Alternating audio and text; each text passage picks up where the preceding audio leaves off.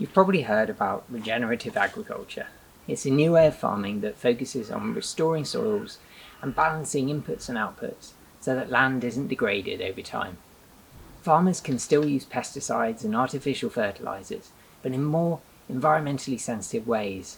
So, you might have thought that the champions of organic farming in the UK, the Soil Association, wouldn't be fans of regenerative agriculture, but their attitude towards it is actually really refreshing.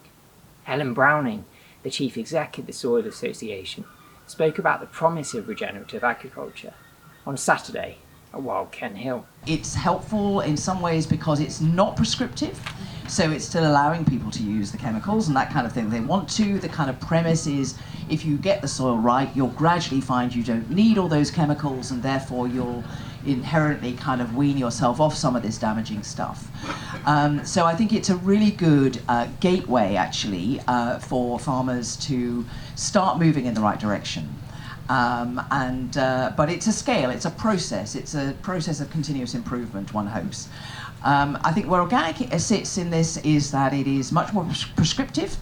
You know, you have a organic you can't call your product organic unless you've complied with the EU regulation on organic farming, which has to be then, you know, mediated by bodies like the OF&G, the Soil Association, those kind of, you know, auditing systems to make sure that the product, you know, has been farmed in this way. So I think in terms of being consumer focused, just consumer facing, organic gives you a much clearer sense of, right, this is what it is.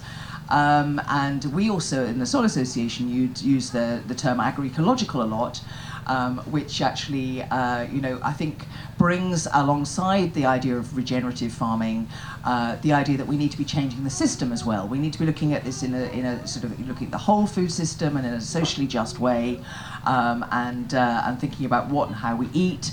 And so, you know, soil is a great place to start, but it's not the end of the process. We need to be looking at the soil within that whole food system, how that food system operates. Organic tries to do that to a further extent, and I think, as I say, agroecological is a term that I think is a bit of a mouthful, but it's also quite helpful.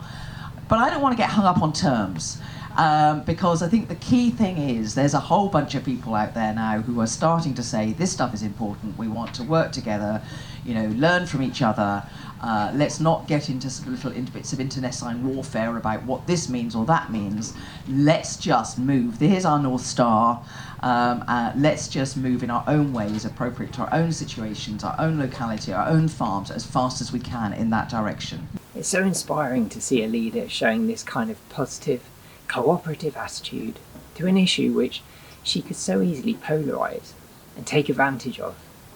As you can see, she acknowledges that there are benefits to a different approach and describes how the Soil Association is working with regenerative agriculture towards a shared goal. Later this week, or possibly early next week, I'll be posting an interview with Helen Browning in which she discusses her research into silvopasture, that is, growing trees alongside livestock on the same land. Follow this account to see more videos on rewilding and regenerative agriculture. Thank you.